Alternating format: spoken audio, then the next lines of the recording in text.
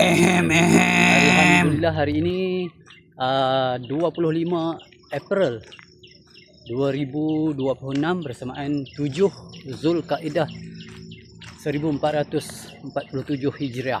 Pagi-pagi ni, hari ni Sabtu.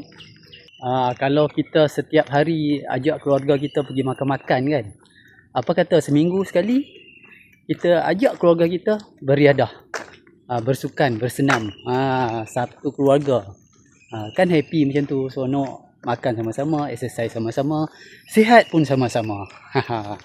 Okey, kalau umur-umur 50-an kan, dekat-dekat nak pencen macam kita ni, exercise apa yang sesuai? Brisk walk lah yang sesuai. Paling sesuai brisk walk. Kita brisk walk sambil menikmati pemandangan kampung di sekitar Kuang. Kalau brisk walk dekat taman pun bagus juga. Mana-mana je lah. Asalkan kita melakukan aktiviti fizikal.